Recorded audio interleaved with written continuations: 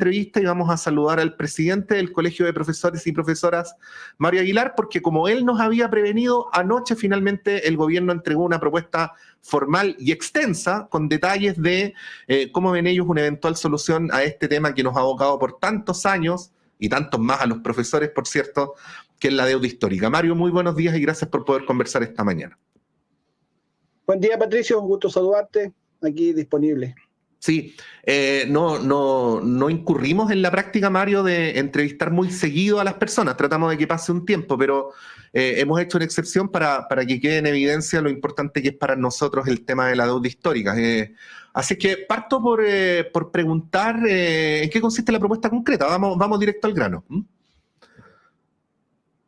Bueno, la propuesta concreta que el ministro de Educación nos dio a conocer ayer establece un monto de un bono que se pagará a todos los, en caso que esto sea ley y se apruebe, esto pasa por una consulta a nuestros colegas afectados primero, pero suponiendo que eso fuera así, se pagará un bono de 4.500.000 pesos a los alrededor de 58.000 docentes que están todavía en esta situación de deuda histórica, en un plazo de grupos por año. Parte con 15.000 en el año 2025, 15.000 de mayor edad, 15.800, casi 16.000, y después van grupos por año hasta 6 grupos en total, o sea, 6 años, entre 2025 y 2030.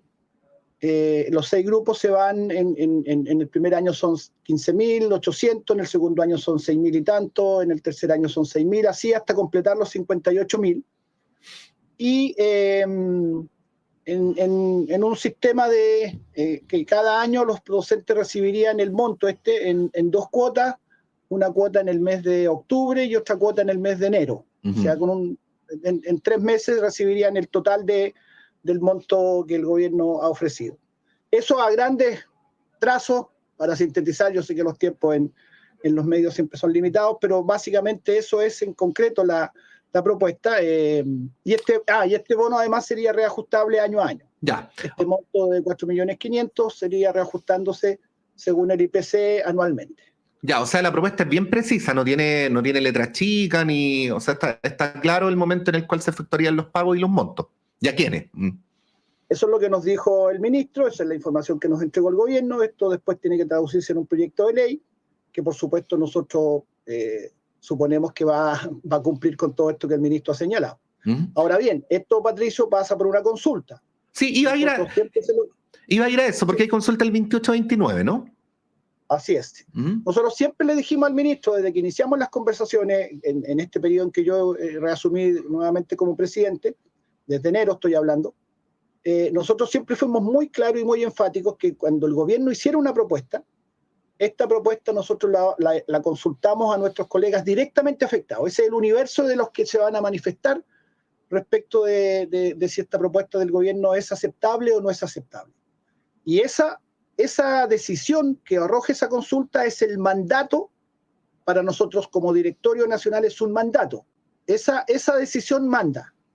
Por lo tanto, yo en estos momentos no me estoy pronunciando si estamos aceptando o no la propuesta del gobierno, porque eso necesariamente es una condición sine qua non para nosotros, pasa por esa consulta. Ya, pero Mario, usted es iba a decir un dirigente antiguo, pero no lo voy a decir como una descalificación. No voy a decir como una descalificación. No, pero lo que quiero decir es que siempre existe la opción de que los dirigentes se pronuncien antes de las consultas. O sea, de hecho ha ocurrido en el Colegio de Profesores, ha ocurrido en otro gremio donde de repente las conducciones respectivas dicen nosotros apoyamos o nosotros estamos en contra. ¿Cuál es su decisión política? ¿Se va a mantener neutro o va a dar su opinión personal antes de la consulta? Mire, Patricio, me voy a alargar un poquito la respuesta. Dele. Que en el implícito de su pregunta está de alguna manera una noción de un viejo tipo de sindicalismo, donde el liderazgo de alguna manera marca la línea y fija la pauta para abajo. ¿Ya? Y nosotros no creemos en ese concepto como el fundamental. Nosotros creemos que es al revés, que es de abajo hacia arriba, que las bases ordenan y quienes estamos en funciones directivas tenemos que implementar lo que esa base determina. Y en este tema particularmente, que es muy sensible, por todo los años acumulados, son 43 años desde que esto se originó, yo voy a ser, pero estrictamente respetuoso del mandato de esas bases. Y no voy a apuntar en ninguna dirección que sesgue o que pudiera de alguna manera direccionar el voto, porque no es mi pretensión, y mi pretensión es la contraria, que cada docente afectado por la deuda histórica, en conciencia y con total libertad, decida si esto le parece aceptable o no, y mayoría manda, porque hay distintas opiniones. Ya con el primer monto que se había dicho la semana pasada, más esto que se ha completado, ya hemos visto, yo ya he recibido WhatsApp, mensajes. Hay gente que dice sí, lo voy a aceptar, hay gente que dice que no. Y la consulta es la forma democrática de resolverlo. Aquí no hay nada, no hay esa vieja cosa de las negociaciones por detrás, esto que es medio oculto, que esto ya está medio cocinado.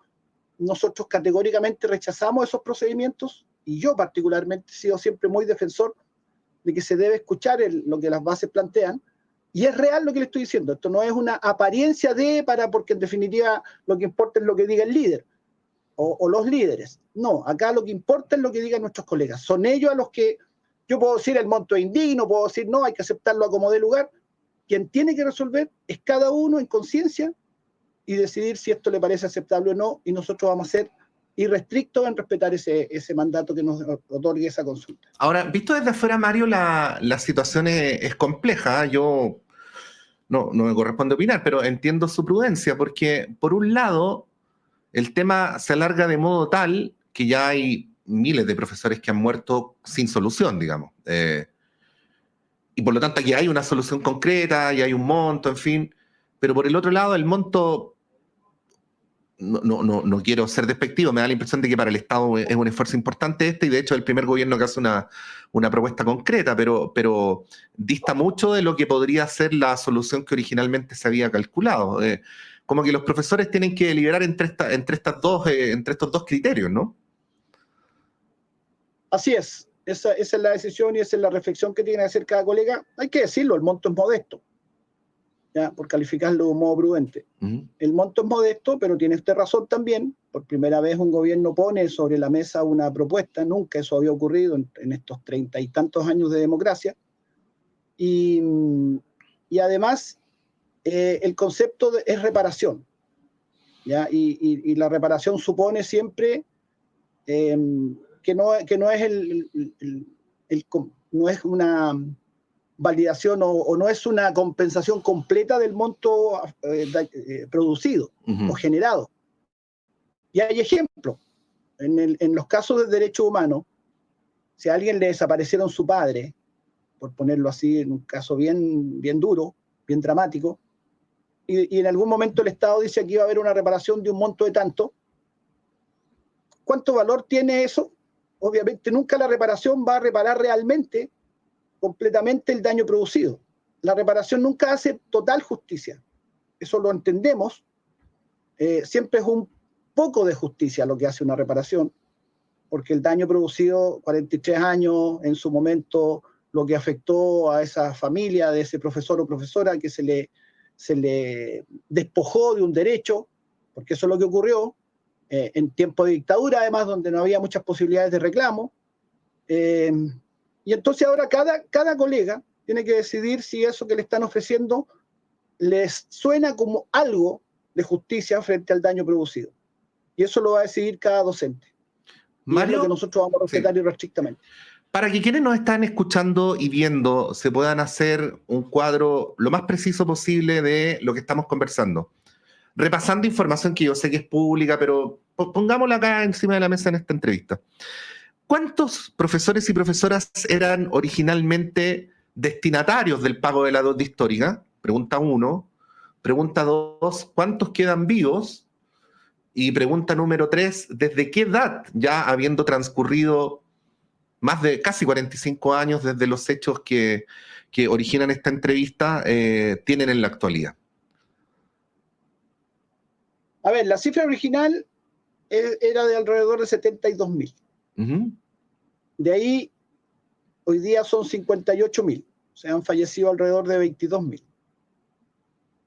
Son gente que estaba trabajando en el sistema fiscal, digamos, cuando colegios públicos pertenecían al Ministerio de Educación y los docentes, por lo tanto, eran funcionarios del Ministerio de Educación y tenían derecho a una asignación a la cual tenían todos los funcionarios públicos, y al momento de traspasar a los municipios dejaron de pagar esa asignación. Ese es el origen de esto.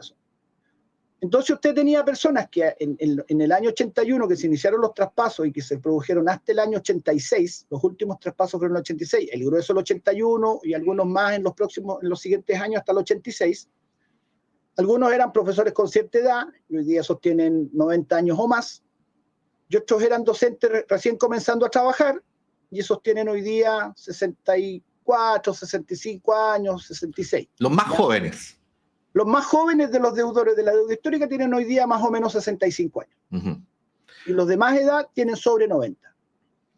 ¿Ya? Ese es el rango de personas que está hoy día afectados por este despojo, ¿no es cierto? Y que hoy día el gobierno ofrece esta reparación. Mario, ustedes además, creo recordar, habían hecho una caracterización socioeconómica de los profesores, que ese también es un dato relevante, ¿no? Sí, bueno, yo creo que el país conoce, no es una información tan novedosa como son las pensiones en Chile, digamos. Uh-huh. Ya, y estamos hablando de este sistema de AFP que, en mi opinión, es una estafa, porque te usan tu plata, dicen con mi plata no algunos defensores de la AFP, y en realidad con tu plata hacen lo que quieren, durante todo el tiempo que tú la tienes ahí en tu cuenta, y después te devuelven una porquería de rentabilidad cuando ellos con esa plata le sacaron, pero jugosas ganancias, te devuelven una porquería de rentabilidad, y eso se convierte en tu pensión. Y hoy día los docentes, en promedio, las pensiones de estos colegas afectados por la deuda histórica bordean los 280.000 pesos. Hay gente que tiene menos que eso, hay gente que tiene más, pero en ese promedio más o menos anda. Y por lo tanto, obviamente, cualquier persona puede entender que una persona de tercera edad que tiene que vivir con 280.000 pesos, obviamente tiene condiciones de vida bastante precarias. Uh-huh. Ese es el pago de Chile o el pago de las AFP a docentes que entregaron toda una vida a la educación. Estamos hablando de personas que algunas de ellas con más de 40 años de servicio, 45 años de servicio, y esas son las pensiones que tienen hoy día. Entonces, esta reparación, bueno, cada uno tiene que evaluar si le parece aceptable, y si es así, siendo un monto modesto, evidentemente cuando tú tienes personas en esa situación, de algo les va a servir, por supuesto. Ya, Mario, estamos conversando con Mario Aguilar, presidente del Colegio de Profesores. Entonces, yo debo deducir que de esta consulta nacional, que va a ser el 28 y 29 de octubre, usted nos había dicho en entrevista anterior que es solo los afectados, ¿no? No es al conjunto del profesorado. No, solo los afectados. Ya. Esos 58.000 que le menciono. Pero no todos están colegiados. Aunque no estén colegiados. No todos están colegiados. No, esto como es una cuestión para todos los afectados, nos parece que el derecho es de todos a emitir su opinión. Ya, ese es el padrón, los 58.000 profesores afectados, estén o no colegiados, ¿no? Así es. Ya, y bueno, y el Colegio de Profesores tiene sus propios órganos escrutadores que garantizan las votaciones y todo. Deduzco entonces que esto va a ser tan sencillo como que si los profesores aprueban, usted va a apoyar el proyecto de ley en el Congreso, y si reprueban, no lo va a apoyar. Eso es, ¿no? Exactamente. Así es, tal cual. Es una decisión de Asamblea Nacional nuestra, además, no una decisión personal mía, ni tampoco de los 9 miembros del Directorio Nacional. Es una decisión que tomó la Asamblea Nacional en enero, cuando esperábamos que en algún momento del año el gobierno hiciera una propuesta. Esa era nuestra expectativa, a pesar de que cuando asumimos el tema estaba medio muerto, ya parecía que ya sencillamente no se había cumplido, se habían dado 2 fechas anteriormente y no se habían cumplido. Pero nosotros en enero, cuando asumimos los nuevos directorios en todo el país, nos pusimos de meta reactivar el tema, y finalmente salió esta propuesta. Y ahí en ese tiempo, en enero, en Asamblea Nacional se dijo, cuando el gobierno haga una propuesta, haremos una consulta a todo el país, y eso fue aprobado unánimemente por toda nuestra Asamblea Nacional, así que estamos cumpliendo ese mandato simplemente. Sí, bueno, a esta hora a través de nuestras redes sociales, Mario, hay muchas personas que comentan la situación de familiares que fallecieron, profesores, o que están muy viejitos o viejitas, y también hay mucho interés por saber, porque llegaron después a la entrevista o porque no alcanzaron a tomar apuntes, Mario, así es que como una moción informativa nomás, de terminar esta entrevista como empezó, pidiéndole que repita cuál es la propuesta del gobierno para que los profesores y profesoras que tienen que votar se vayan enterando. Sí, la propuesta que el gobierno finalmente hace es un bono de 4.500.000 pesos. Nosotros no nos dejó muy contentos ese monto porque originalmente se había hablado de la posibilidad de 5 millones. Bueno, a lo mejor para algunos hay una diferencia que no es tan significativa, pero no deja de ser. Y se lo manifestamos al ministro que lamentábamos que finalmente el gobierno optara por el corte más bajo. Pero ese fue el monto que ofreció, 4.500.000, en 6 grupos anuales, empezando el año 2025 con 15.000 docentes, que son los de 80 años, más de 80 años, ese es el grupo de los 15.800, y luego un grupo por año hasta el 2030, hasta completar el total de los 58.000 docentes afectados, y en un pago que se va a hacer todos los años en el monto, una cuota en octubre y otra cuota en enero, así de precisa fue la información que nos entregó el gobierno. En el año 2025, por ejemplo, el primer grupo va a recibir una cuota en octubre y la otra cuota en enero de 2026, digamos, cerrando el año, empezando el siguiente. Y con reajuste por IPC en el monto, ¿no? Hasta llegar al 2030. Exacto, reajustable todos los años por IPC el monto. Y esto pasa por una consulta. Nosotros no hemos señalado todavía ni aceptación ni tampoco no aceptación. No quiero usar la palabra rechazo, no me gusta esa palabra. Así que aceptar o no aceptar es lo que va a decir nuestro voto y por lo tanto eso va a definir nuestra postura institucional, como usted lo sintetizaba bien hace un momento. Bueno, quisimos poner apruebo o rechazo al voto porque no nos traía buenos recuerdos. Ya, está bien. Mario, ¿presencial o electrónica? Entiendo que por la edad de los profesores la presencialidad es complicada, pero también el voto electrónico tiene sus problemas. Va a ser voto electrónico, pero en cada sede nosotros vamos a habilitar computadores y gente asistiendo a quien quiera no tenga dispositivo en su casa o no tenga facilidades, digamos, no se maneje bien con la tecnología. Va a haber en cada sede instalado la posibilidad de que la gente pueda dirigirse allá a votar, pero si no, puede votar o desde su casa, de su teléfono. Es votación online, oficialmente con una empresa especializada en votaciones electrónicas que está validada por el Ministerio del Trabajo, en fin, por distintas instancias, y que ha hecho varias elecciones electrónicas ya en el país, y con ellos vamos a hacer la consulta para asegurar confiabilidad en los resultados, absolutamente. Un proceso muy transparente y muy bien controlado, que es lo que nos interesa para que la opinión que surja de ahí, como va a ser nuestra opinión institucional, por supuesto, es una consulta muy importante para nosotros. Así es, lo voy a decir yo, que no soy profesor, Mario. Este es uno de los temas más sentidos del profesorado. Yo, como periodista, recuerdo que en prácticamente todos los últimos gobiernos este ha sido una de las principales demandas a las administraciones de turno, y ahora serán los profesores y profesoras quienes se pronuncien respecto a si esto que está planteando el actual Ejecutivo es o no aceptable para quienes han debido lidiar por todas estas décadas con esta deuda histórica, que no solamente es un problema al bolsillo, sino que también me atrevería a agregar un problema a la dignidad. Hemos conversado con Mario Aguilar, presidente del Colegio de Profesores y Profesoras. Mario, muchas gracias y que tenga un buen día. Sí, Patricio, permítame 30 segundos porque eso último me parece muy importante. El monto tiene una importancia, por supuesto, pero también a mí me parece que llegue el momento en que el Estado de Chile reconozca que le hizo un daño a un grupo de docentes y que finalmente ese reconocimiento se hace oficial, también tiene un simbolismo importante para nuestros colegas. Gracias, Mario. Está muy bien, Patricio, gracias. Ahí estaba Mario Aguilar, presidente del Magisterio, contándonos los detalles de esta consulta que se va a llevar a cabo el 28 y 29 de octubre para que finalmente los 58.000 profesores que a día de hoy están vivos y a los cuales se les adeuda la deuda histórica, recordemos, consecuencia directa del proceso de municipalización de la educación de la dictadura en 1981, se pronuncien respecto a si este monto, que dista significativamente del total, pero que es un monto importante de carácter simbólico, es o no aceptable para efectos de que el profesorado dé por saldada esta deuda.